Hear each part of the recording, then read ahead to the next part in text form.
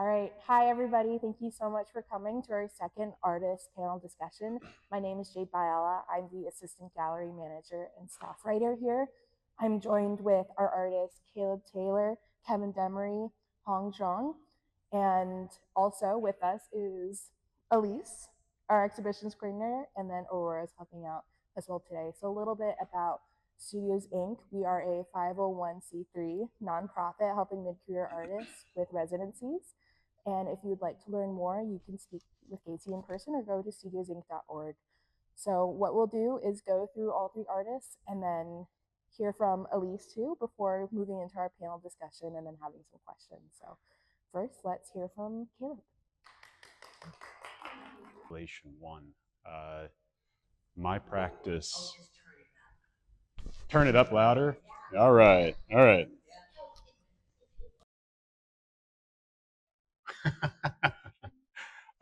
Okay, so articulation one, good, good, is part of a series of ongoing work that is thinking about the relationship between a concealed space, the history of abstraction, and other themes that exist in my work that deal with roles of site specificity, place, and architectonic structures.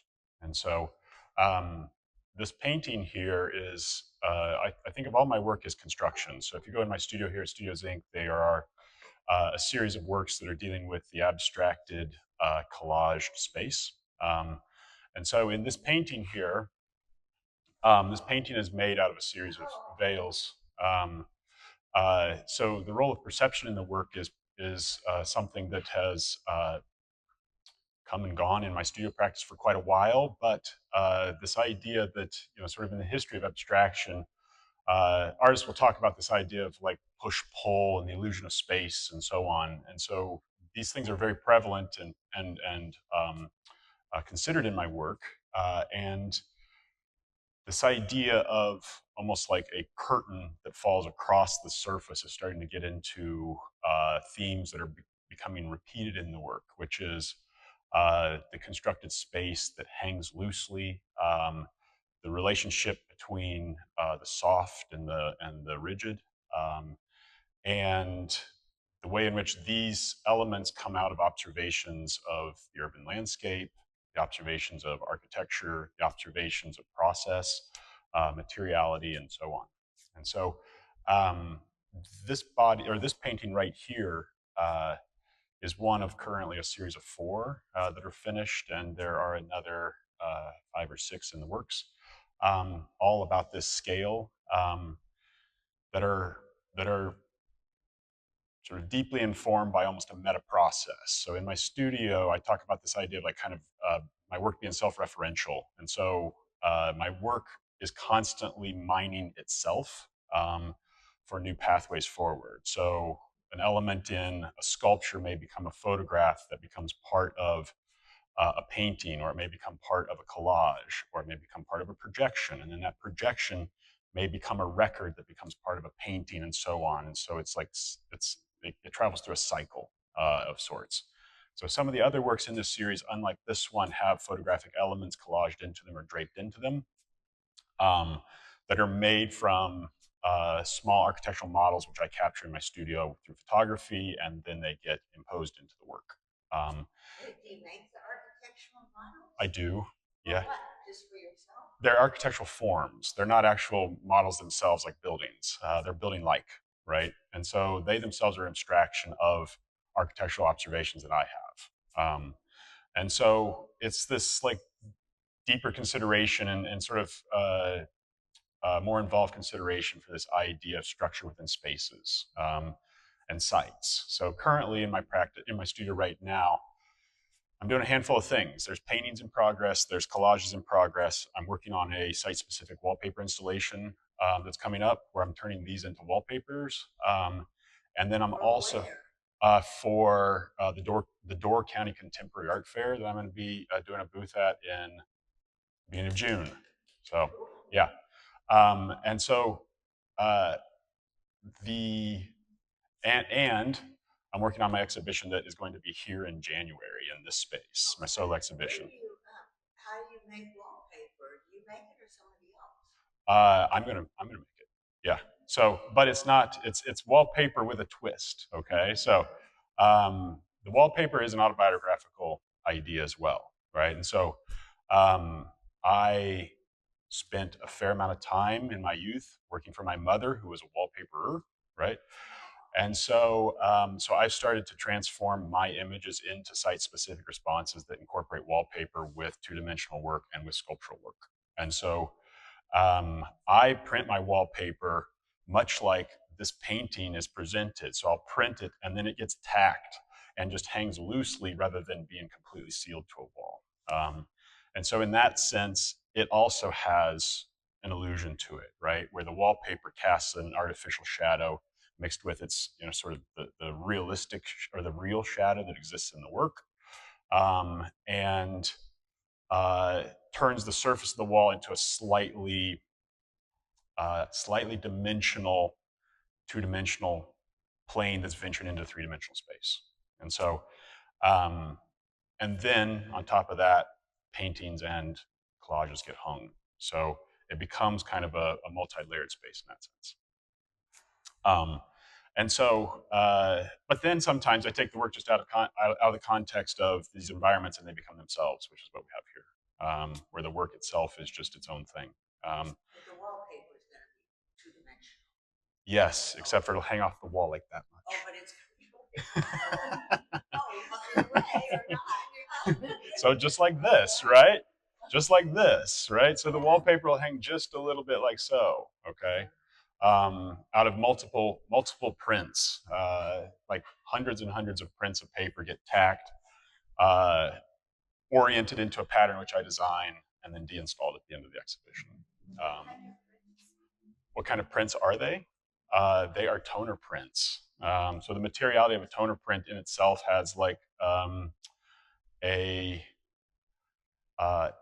it's almost the nature of like a blueprint, right? So we're bringing it back to this idea of like the architectural qualities of a draft, right? And so, in that sense, the print quality is what you would consider low, but I'm actually riffing on that purposefully because the quality of the work that hangs on top of it is printed in high resolution, right? And so there's this back and forth that exists in the materiality of the lower quality. I mean, I started by making them on photocopiers, and now I'm starting to use reprographic printers and so on to make larger prints in color, in grayscale, and in multiples. So, reprographic printer. Yeah. What, are you looking at a picture? Reprographic printers are just it's a fancier way of saying a blueprint printer. Yeah, yeah. So it's a larger format printer on bond paper, but they become in themselves like slightly curled, so they have like a little bit of a history of the paper. They have a little bit of a vibration when you move through the space, and so it takes it away from that idea that wallpaper has to be like sucked down to a wall. So when you make a print, then you make another print on top of the print? Yes. Yeah, so you layer all that. Yes, that's correct. Yeah, no, that's absolutely correct. Yeah. So, go for it. What kind of motifs or elements repeat themselves and transform? I was interested in the mining that you were talking about and the Of the landscape, is that what you're talking about? Yeah. Okay. Well, at times, I'll make a sculpture and photograph the sculpture. So the sculpture becomes the record of the sculpture becomes the abstraction. Okay. And then other times I will just actually go out into the studio. In the studio itself, like my show here in January is going to be about the studio and the relationship of the space that I've constructed by making the work, but also the way in which light comes into that space and thus transforms it over a series of time. And so it's going to be a multi-channel projection that occurs in this space right here on a sculptural screen, and I'm essentially making a painting machine in a way by using the role of like dueling projectors playing off of one another, and thus making endless compositions, right? And so when I make compositions and they feed through this very basic system, which is an iMovie, okay? the way in which they align with each other due to intuitive time frames, they start to create endless amounts of associations, some more interesting than others, but none the same, right? And so in that sense, the images are based off of the studio, right? So it's me walking around photographing parts of the studio, the way in which my work meets the ground, the way in which, you know, my brick wall that comes with the space, that is the space itself, becomes a pattern in that sequence, the way in which, you know, all of the levers and wheels and pulleys that come with the industrial history of the building become in themselves depending on how I capture them, they become an abstraction, but also referential to the place, right? And so all that feeds into this, but also makes clear, I mean, it's like you cannot deny the fact that I'm interested in the history of abstraction, right? And so they themselves become abstractions of a place. Yeah. So. How long have you been in the studio? 2 years. 2 years. Yep. Yep. So it's full. Yeah. All right, great. Thank you, Caleb. Sure. Hey, welcome everyone. Thank you for coming. My name is Kevin Demery. I'm a sculptor mostly. My sculptures take lots of different forms, and usually, I guess you could use the term conceptual artist. I usually let the concept lead the kind of construction and what I choose to make. But this piece is titled Our Collective Grievances, and it is a part of a longer series that deals with the Declaration of Independence. So just for context, there's statements here, and they all come from the grievances that are listed in the Declaration of Independence. There's more phrases that are pretty common that we're aware of, like we hold these truths to be self-evident. But most of the document is actually grievances listed as to why they separated from King George III and decided to go to war with Great Britain for independence. And so I became really interested in this document. I was in the studio probably about, I want to say 6 or 7 months ago, and I was just reading through kind of founding documents of this country and other countries, but mostly this one for obvious reasons. I'm in it. And in the process of that, I kept thinking about how those grievances feel so pertinent to today, not just in terms of the political atmosphere, but that these ideas are just cyclical. They exist and they continue to permeate this space. Before I talk about the specifics of these statements, the first one I did said, for transporting us beyond seas to be tried for pretended offenses. So when I read that statement, it really hit me, as a descendant of someone who was, kidnapped and taken to this place. I think about the idea of them saying, well, hey, this is something that is a call for war, or this is a moment in which this is a non-negotiable. So I kept getting infatuated with these ideas. What are these non-negotiable statements that said we have to go to war with the colony that we are in large part representative of in this land? And so in this one, I really got into the idea. They've taken many forms. I got like little sketches of what it's going to be drawn like, and things like that. I have little ones that are this tiny where you just slide one little statement. And then I have some on little rolly carts. But this one is the first one I did that's really bodily in terms of I made it so that a person could stand inside of it. I don't know if I will do that. I'm working with some dancers right now. We're doing some collaboration, so maybe that will come about.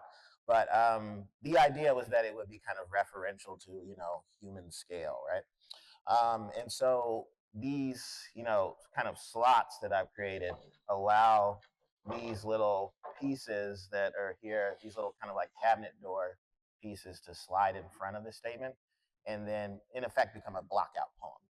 Right? So I can block out the statement and change the meaning of it. So almost all the grievances listed in the document start with for XYZ.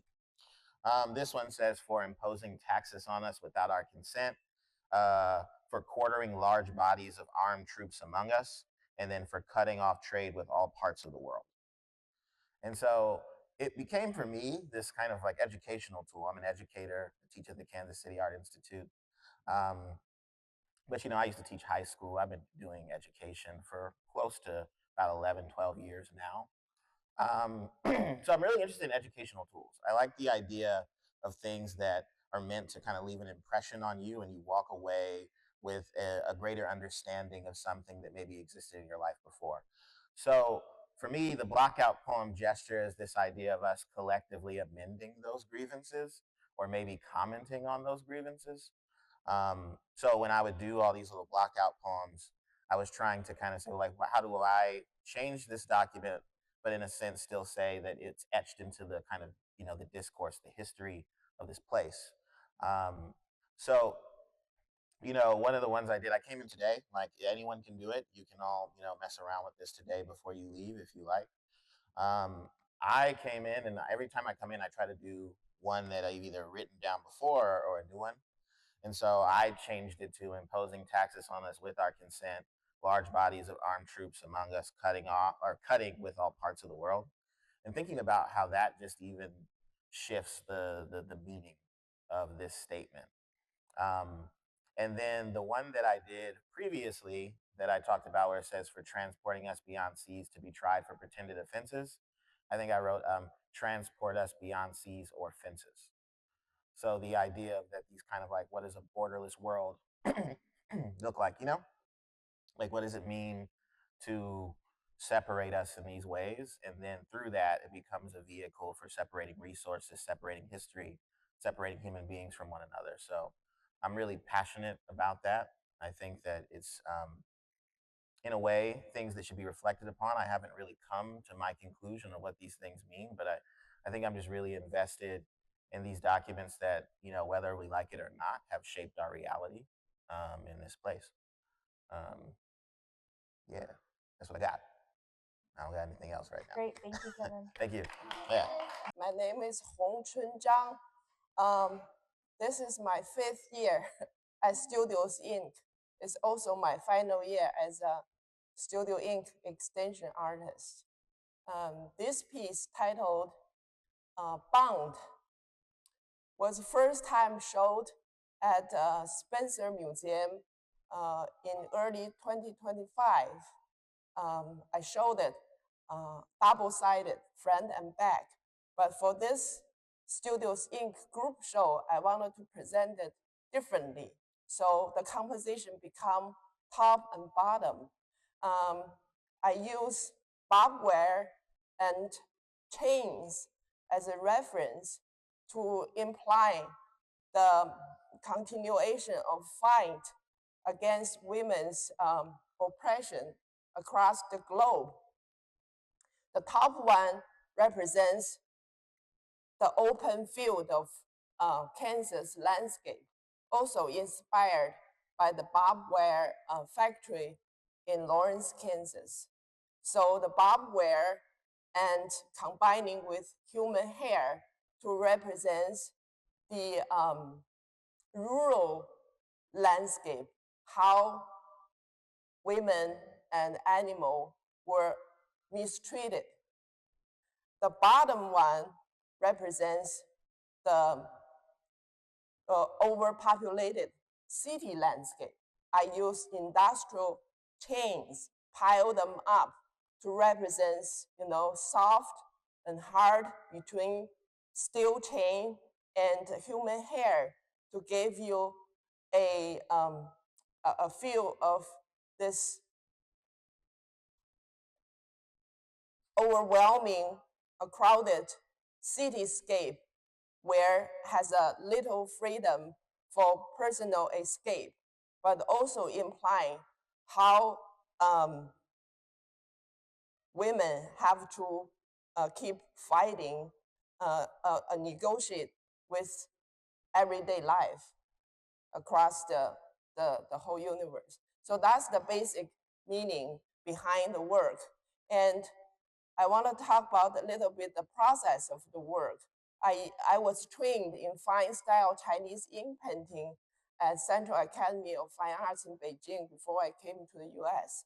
So this piece is a combination of fine style ink painting on Italian fabric with large scale. So the Italian fabric really provides me with flexibility to work with ink on large scale. And also I can combine freestyle and fine style together to show the piece like this.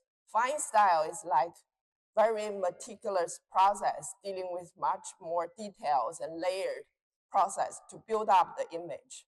So you can see I use life-size scale of chains to imply almost like a figurative forms, because my past works all dealing with either portraiture or figures.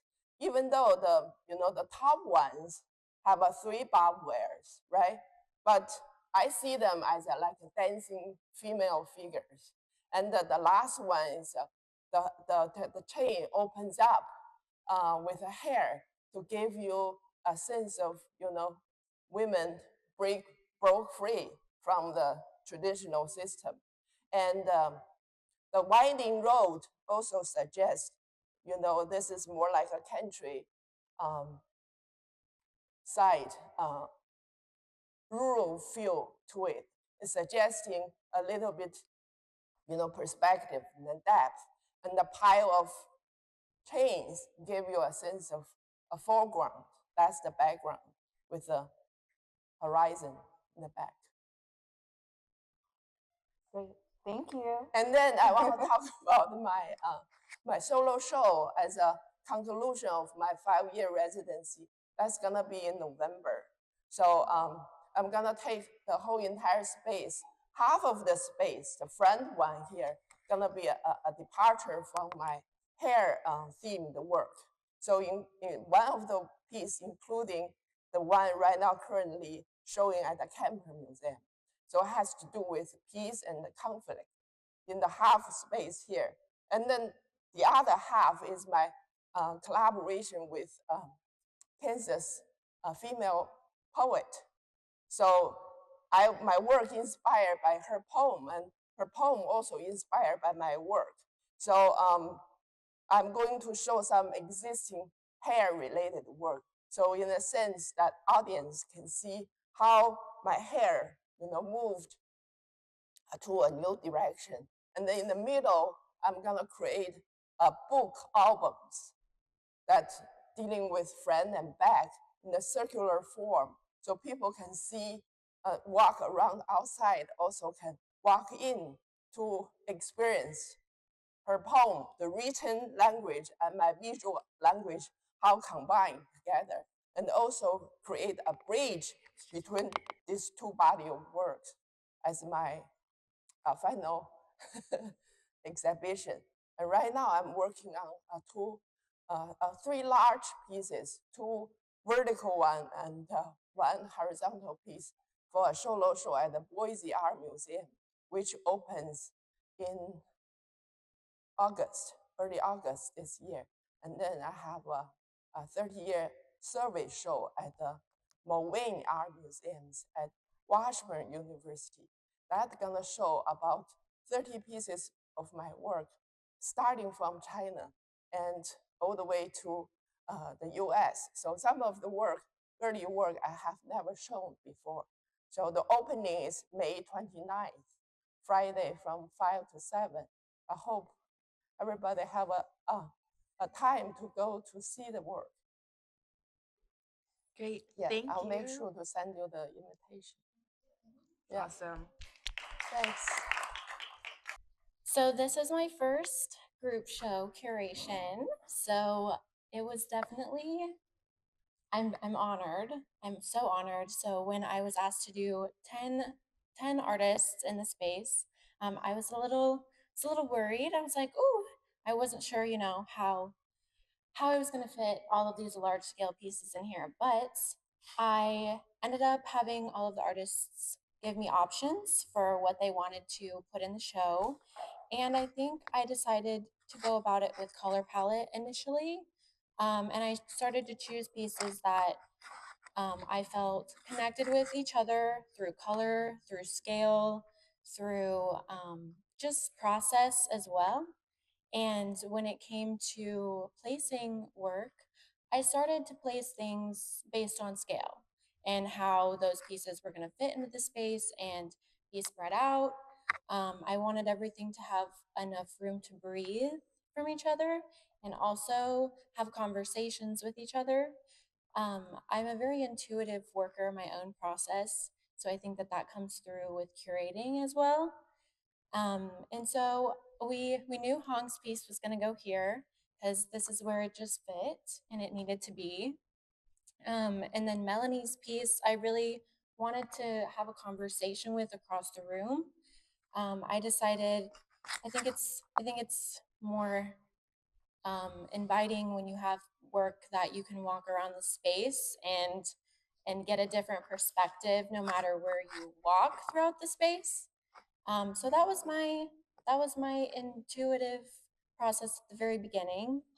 And then I kind of spent a lot of time with the work in the space and worked with the artists in choosing where they felt the best with their work. And I just kind of was walking around and thinking of just maybe how Mikey Yates's painting interacts with Armin Musam's painting, his Dispassionate Reverie painting, and then the relationship between Kate Clements pieces with being able to view Kim Eichler Mesmer pieces between the walls.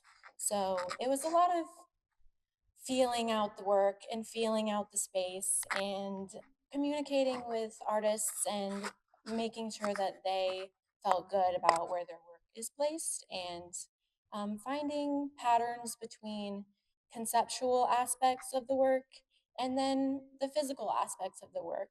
And I think that one of my favorite relationships is how surprising different materials can interact, like Casey Whittier's pieces with Hong's piece, and just the intricate details and the delicacy of the chains and how they mean something different, maybe to each person individually in their practice. But then there's still those connecting themes and processes and shared experience in life. And yeah, so that was really really fun for me to kind of get to experience along the way. Um, but yeah, I think that was the majority of my process. So So these are all residents now. yes. Perfect. Thank you, Elise. Well, I'd like to start out by asking you, Hong, since you are an international citizen of the world, can you tell me, I've had several studio visits with you over the course of the month, and I've seen your work evolve, and really, I'm impressed by your ability to capture the beauty of the prairie landscape. How has living in Kansas affected your work? I think it's all in a positive way. My work's always inspired by my immediate living environment. So when I went to graduate school in California, my work started out with the concept of hair and my personal identity. Then after I moved to Lawrence, Kansas, I was very interested in the open space of Kansas landscape. And my work took on a new dynamic direction, combining with hair and tornado and Kansas prairie and tall grass. So I was interested how I can shifting my attention from portraiture to more landscape concept. So Kansas really played a major influence and role in my work. So I'm continue to address or introduce new elements into my work. No matter where I live, I always find an inspiration that come from my environment. How did what were the other choices that you thought of besides how can I color match this situation?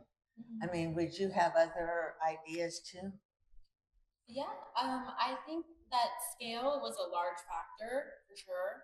I think at first I might have been a little intimidated by the amount of large scale pieces we had, but really bringing them into the space, I decided that I was going between like multiple iterations of where things should land, and I So had the some people picked out, you picked out the work, right? yes, except for Caleb had one, and I was like, absolutely, we're gonna go with this one. So, and then Mikey as well had that piece that ended up, and they both ended up being perfect for everything else that was chosen.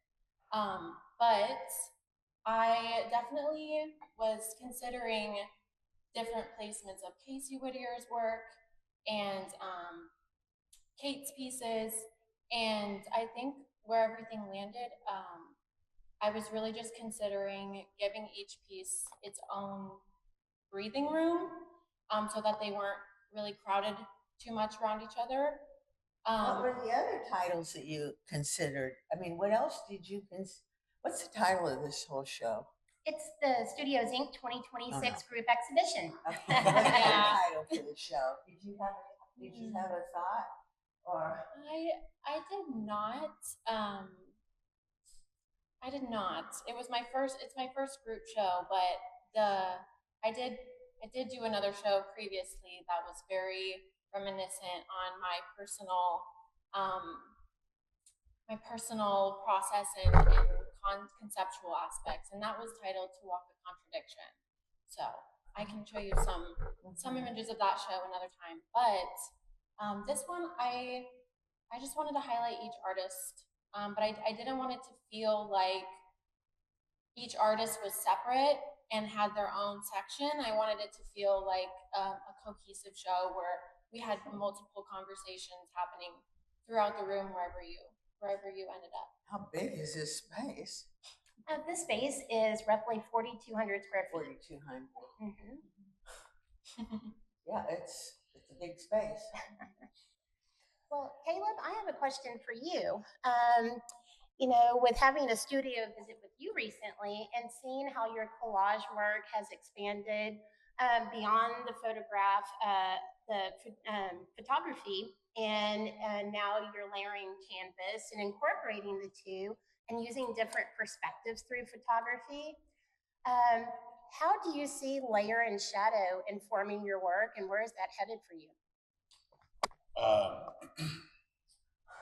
Layer and shadow. Sometimes people ask me what I do, and it's easiest to say I'm a painter, because not only because painting as a discipline has become kind of catch-all for a lot of things in contemporary art, but also because my work comes from a painting consideration. And so the idea of painting has dealt with the theme of illusion, or therefore the denial of illusion, for quite a long time. And so that illusion is, or the idea of shadow and layering is in itself what creates illusion in a two-dimensional plane, if you're just talking about what painting is, right? And so there has always been an interest in my work. If I can look back a little bit, I started as a figurative painter in undergraduate. I applied to graduate school with figurative paintings, and eventually evolved out of that through a deconstruction of the figure. But then that deconstruction of the figure began to think more about the relationship of the environment where that figure maybe existed. And I became interested in the space versus the figure itself. And so the idea of shadow and illusion and layering in the work, to me, there's a handful of reasons why I've come to this space. Necessity. I think necessity guides a lot of things that people do in their work. And also, I am not interested in trying to paint in a way that maybe ventures into a space that's like dealing with the history of like Trump Boy or something like that, to kind of fool and deceive, even though I know my work is deceptive. right? Do And you so look at shadows like they're concrete objects? at times, yeah. But it's at times also, you know, the shadow itself becomes a uh, becomes a moving element in the work, right? And so shadow is the product of moving light, right? And so um, the work, aside from what I do to it, ultimately has a little bit of its own life, right? Because the work is constructed, crafted, and so when I deal with, you know, when you make geometric paintings or when you make geometric work, people think it's highly controlled, which there's an element of control in the work, but there's also an element of trying to let the materials do what they do. The the um, the photo collages that exist in my studio are very rectilinear and one would say tight, but also over time they soften, they change, they warp a little bit, they move. You know, paper moves just like wood moves, just like canvas moves. You know, all these types of things. And so the idea of layering itself or the shadow is a way of playing with that illusion, right? And I would say that, you know, not so much sometimes I make work, like for example, paintings. Paintings are almost a byproduct of a series of observations. Sometimes I'll make paintings just to try and capture an observation. When I applied for this and was in my visit, I said, you know, I could probably spend a fair amount of time talking to you about how I'm probably just a representational painter to a certain degree, because there are elements of my work sometimes that are direct translations from looking at the intersection of the way in which two buildings maybe play off a skyline, or the way in which you know, a pile of rubble that somebody has not intended to make as a work of art, I see it as a improvisation sculpture or something like that, and therefore it gets placed into the work either as a person thinking about collage or appropriation or other things, and therefore it allows me to approach painting in a much more free way. And so, does that answer your question? Yes. Thank you, Yeah. Caleb. Thank you, Caleb. I have a question for Kevin. One kind of interesting thing about your work that I was just completely had no idea about until a patron came in and was like, "Hey, do you know that there is an American flag inside of there?" And I was like, "What are you talking about?" I had to go and peek in. Are there other works you have where it like is more dimensional, where it might not be obvious? I know you talked about the dancers, but are there other sculptural elements you've thought about introducing? Yeah. Well, so you know, I'll maybe give the context of this. I was at a retrospective for the sculptor David Hammons in 2019. It was in LA. I walked in to Hauser and Wirth gallery, and I walked in and I noticed several different moments like what you just described. I think I felt this sense of childhood and wonder, but also kind of almost riffing off of Caleb there, like this deception, this moment of artifice that I didn't believe existed in sculpture in a way. I mean, sculpture is always, you know, it's a facsimile or it could be even like, you know, in some ways, you know, a tableau. But I thought about the idea of it being a container as well. And then you know, I went down that kind of rabbit hole of containers, you know, whether it's something that's supposed to be open like a time capsule or a coffin. And I felt it's such a charged symbol in a way. It's so charged that we become numb to it. We no longer see it, and it doesn't have the effect in visual art in the way I think it should, you know. But I mean, I lived in graduate school when I was at the Schoolyard Institute of Chicago. I had Jasper Johns, you know, he had a kind of three-layered American flag. And I remember writing notes about it quite a lot and thinking that I hoped that I would find new dimensions in it and I would become as numb to it as I am. So I was thinking as I was building this, and I was like, you know, originally I just wanted somebody to be able to stand in it, and maybe that'll be a later manifestation of the work. But I said I want something to stand in for body and for people. And I said, well, that's really what flag does. It's a stand-in for this kind of collectivism that also at the same time doesn't quite describe the nuance and depth of the human experience. So I wanted that stand-in to be that little trickster moment, that moment you could come upon, and if you spend a little extra time with the work, there's something familiar, something that you can see that you might then be able to reference back to where this text is coming from. Kevin, I have a follow-up question to that. Your work is so powerful. In your application, when you applied for residency, you really gave everyone goosebumps with the images you provided. And your work really speaks to the history of Black Americans. And this piece included in this show, you know, really speaks to where we're at right now politically in our country. Where do you see your narratives continue to go with the current state of the world by holding the history of everything that's happened so far? Yeah, that's a good question. But I appreciate the question. You know, it's funny. So some people have asked me, is this work about the current political climate? And what's funny is I didn't even see it necessarily as that because, and I'll tell you why. It very much is in its own way, but the phrase that drew me into pulling these three out was the quartering large bodies of armed troops among us, and how that's something that I believe kind of this militarism exists in so many different ways. At the time, I was speaking to a friend who lives in Atlanta, and they were talking a lot about the kind of cop city being built, and you know, there was a lot of different ways that I was thinking about what does it mean to have armed troops, or is it thought policing, and so you know, I guess back to the point I said when we were talking about this, that these things are cyclical. Sometimes we think they're new, and that's what it really drew me into the text being borrowed from such a long time ago, but how it feels so referential to now in its own way. Um, so I think when in terms of where the narratives are going, I've always felt like I wasn't making work just about the culture that I come from, but about, you know, the kind of nationality I hold.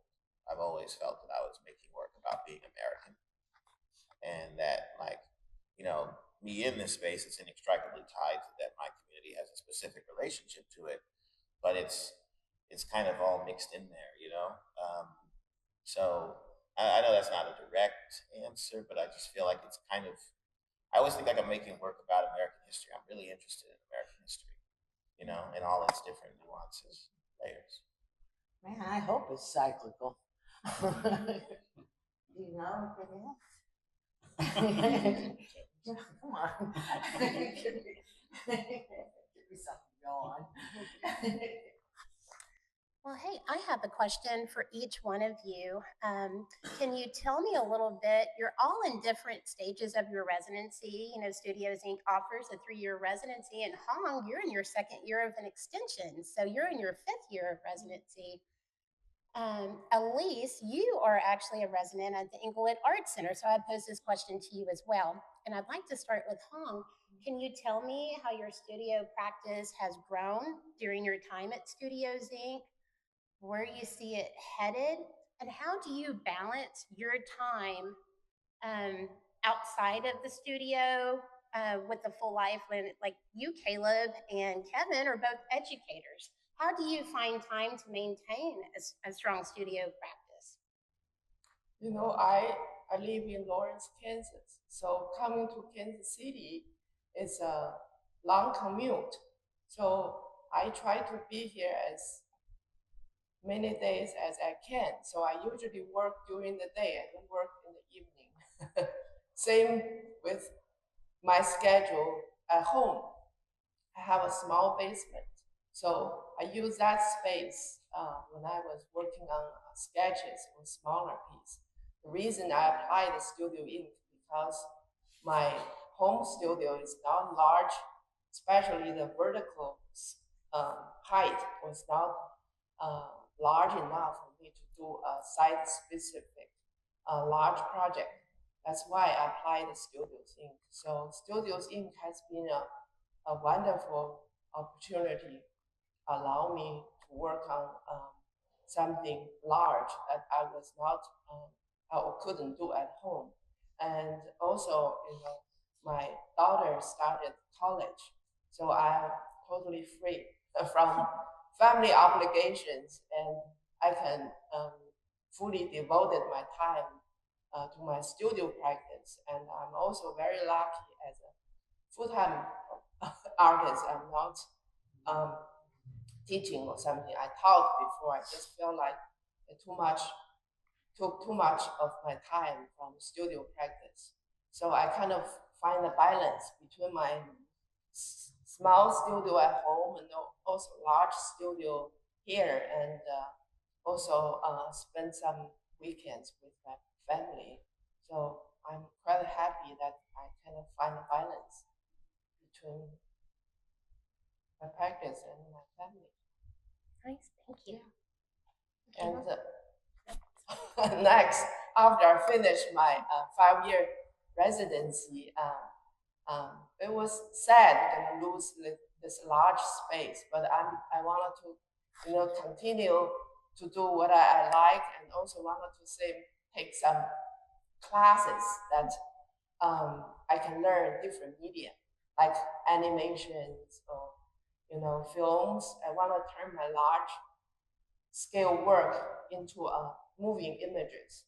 So hoping that I can attract more broader audience into my work, and maybe hope they can appreciate more the process of my Chinese ink, fine style ink printing knowledge, or yeah. Okay. Well, thank you, Hong. Thanks. So I balance a handful of, well, let me back up.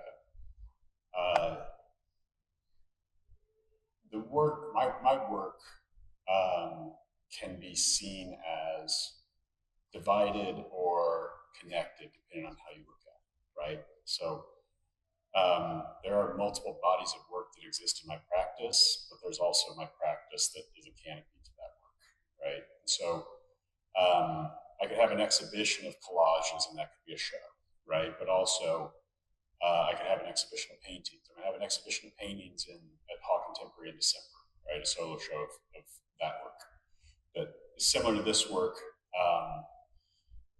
but scale shifts and some different forms will come into the work. I prototype furniture for a designer here in Kansas City, and then I'm a professor.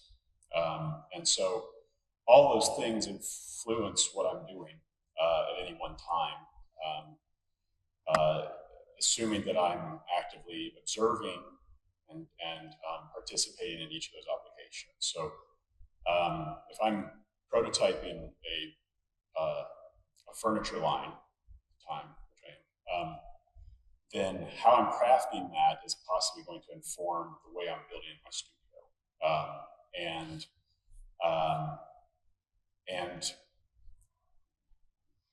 what I'm teaching students sometimes, a lot of times, is based around what I'm interested in. And then I put learning outcomes to what I'm interested in through them, right? And so they maybe they might be doing a project that is about the deceptive photograph, for example, but it's also a design project. Okay, so my work has evolved since coming here. It's easy to say your work is going to evolve if you have a big studio by making bigger work. Yes, right, that is happening. But this ability to start to think about the relationship of time and place in the work is, I think, what a majority of I'm thinking about for the next year, especially leading up to the show in January that will be in here. Because I proposed that I would use this building as a model for conceptual consideration of the urban landscape, right? So this is not only a place, this building is a place, it's a structure, it's a form, it's a site, it's a handful of things that I'm interested in outside of if I was here, but it just allows me to put a viewfinder around a part of it instead of like just talking about the urban landscape in generalities, right? So this is like a very specific place. There's a lot of artists who have used the idea of the studio as the basis of their work. I mean, Jasper Johns, has spent a lot of his career talking about the studio as a site or as a producer of images, or his contemporary Jim Dine would be an example. He's made work about the studio. A lot of conceptual artists have made work about the studio, and so that has just slowly become like a line of thought in the work because of my time here. I'm in the middle of my third year, but I'm also excited to say that will be an extension artist here, so I have 2 more years after this to respond to, right, which is super sweet. The balance is whatever needs to happen. Like there's no, like I would love to think that I have like, well, I go to the studio at this time, I work consistently at that time. It's not how it works for me. I have 2 children that are under 10, so that's interesting. And so I get the work in however I get the work in, right? So I work at 10 o'clock at night here, or I'll work all day on Friday. I'll work around my academic schedule, or sometimes my academic schedule will work around my studio schedule. It's a give or take all the time. It's always been, and I don't see that changing. Keeps it interesting. So I work here. I'm an exhibitions coordinator. I don't have a residency here, but I do have a residency at Inglewood Arts in Independence, and I'm on my 2nd year there. I think the balance that I have, well, I have 3 jobs. So 2 of them are art related, and the 3rd one is I never thought would be art related, but it is my like networking job. I bartend and serve, so at a country club, and everybody there has become. I've been there for 5 years, so everyone there has become like a great connection for me. And so I think that the way that everything is balanced is in my personal life and my art. Everything is always connected, whether that's conversations that I'm having with people, or things that I'm thinking about, or things that I'm observing and seeing and experiencing. Definitely plays a role in my process. My process is my therapy.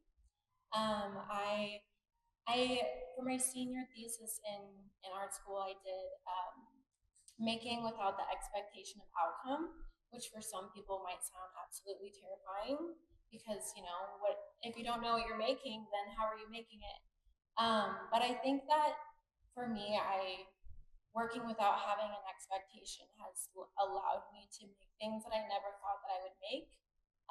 And sometimes, I hate them, but I learned what I do like and what I don't like.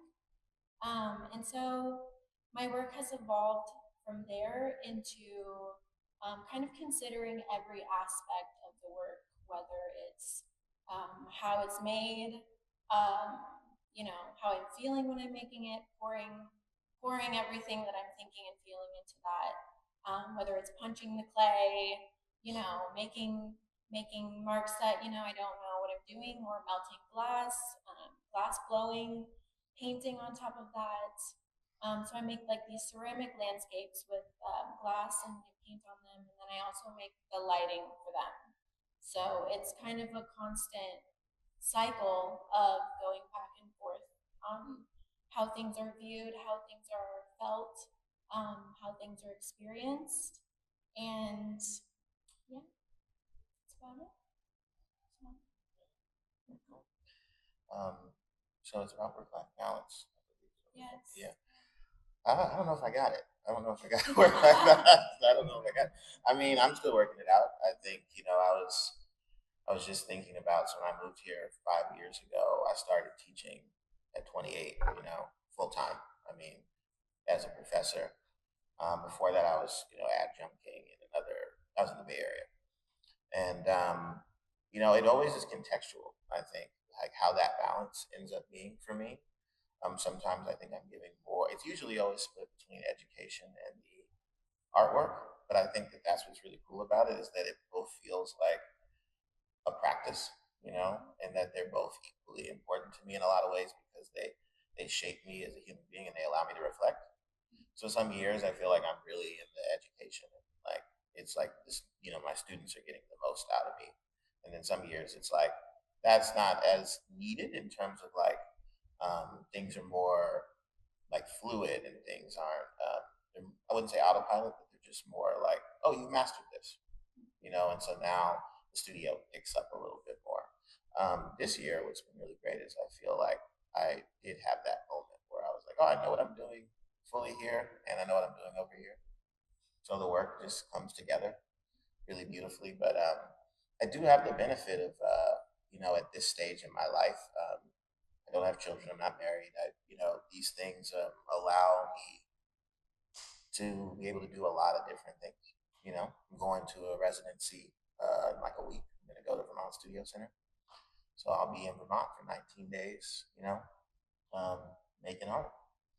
So yeah, I mean, but I do think that on maybe to cap that off on the grander level, it's just a struggle. I think it's honest to say it's a struggle for every artist, because we're butted up against all of these other things that are trying to pull us away from kind of crafting our own world, right? So yeah. Great. Are there any final questions? All right, well, let's give a round of applause for our artists for speaking today. Thank you.